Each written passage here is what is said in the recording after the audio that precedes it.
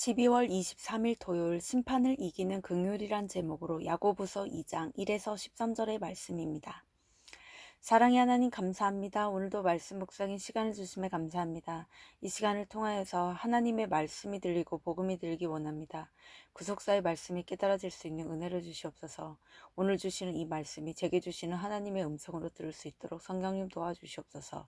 말씀대로 믿고 살고 누리는 인생이 되게 하시고 오늘 이 시간도 우리와 함께하여 주시옵소서. 감사드렸고 예수님의 거룩하신 이름으로 기도드립니다. 아멘. 본문의 말씀입니다. 내 형제들아, 영광의 주, 곧 우리 주 예수 그리스도에 대한 믿음을 너희가 가졌으니 사람을 차별하여 대하지 말라.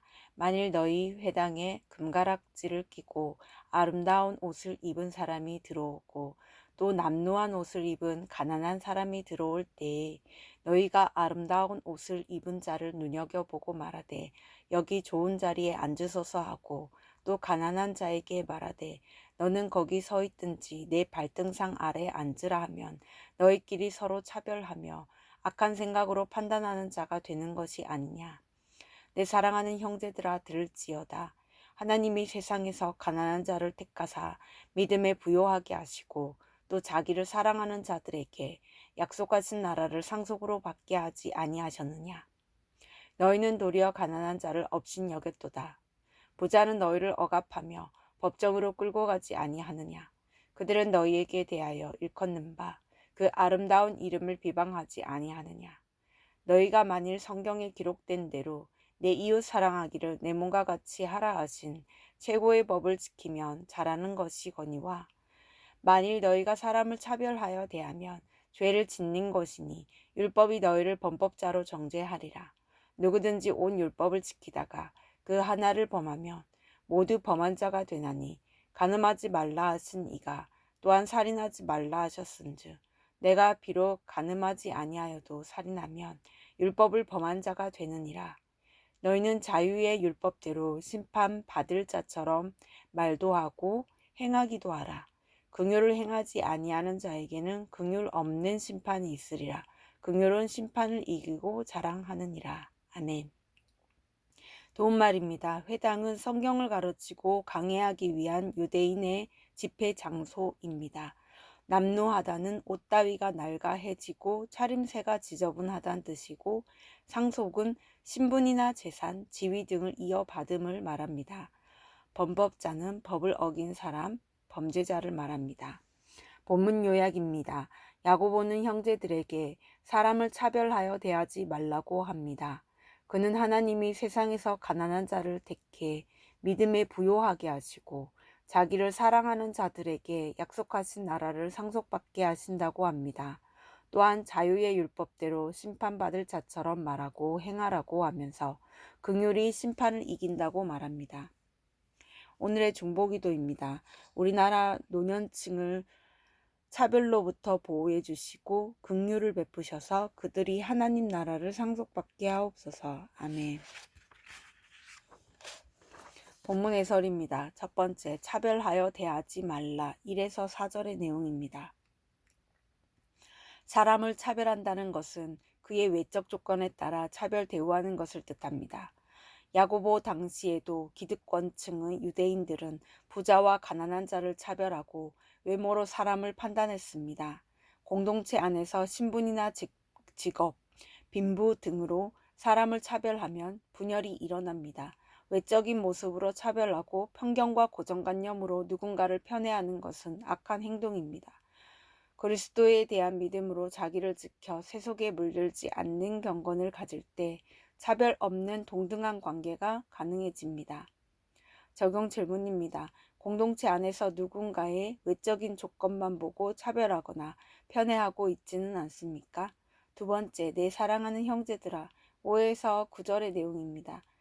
하나님은 세상에서 가난한 자를 택하여 믿음에 부요하게 하시며 하나님 나라의 상속자가 되게 하십니다. 따라서 부자들을 극진히 대우하고 가난한 자들을 무시하는 것은 어리석은 행동입니다. 우리는 내 이웃을 내 자신같이 사랑하라는 하나님 나라의 최고법을 지켜야 합니다. 사람을 차별하는 행동은 하나님의 계명을 어기고 죄를 짓는 것입니다. 하나님 사랑과 이웃 사랑을 실천할 때 가난한 자가 부여하게 되는 하나님 나라의 원리를 깨닫게 됩니다. 적용 질문입니다. 하나님 사랑과 이웃 사랑이라는 최고의 법을 지키고자 내가 섬겨야 할 대상은 누구입니까? 세 번째, 자유의 율법 10에서 13절의 내용입니다. 유대인들은 율법 중 하나를 범하면 율법 전체를 범하는 것으로 여겼습니다. 그래서 구원을 받으려면 모든 율법을 다 지켜야 했습니다.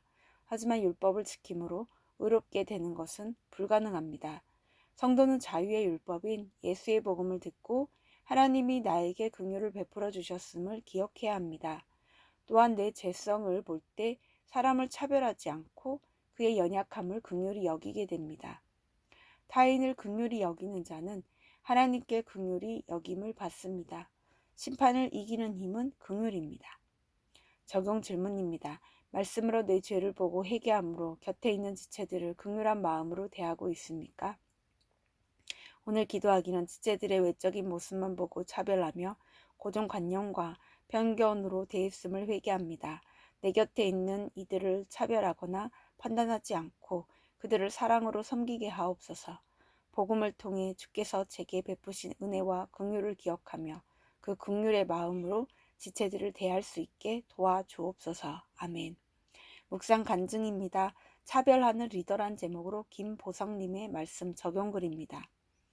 모태 신앙인인 저는 청소년 시절 동성에게 성폭행을 당하는 고난을 겪은 후 동성애 문화에 푹 빠졌습니다.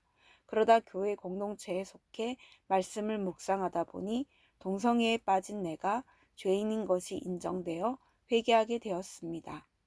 이후 하나님의 사랑을 느끼며 말씀 따라 한 걸음씩 믿음의 길을 걷다 보니 자매를 좋아할 수 있는 용기가 생겼습니다.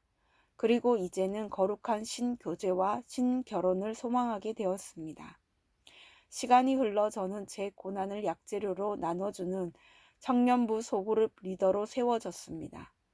리더로서 소그룹 모임을 인도하다 보니 다양한 고난을 가진 지체를 많이 만나게 되었습니다.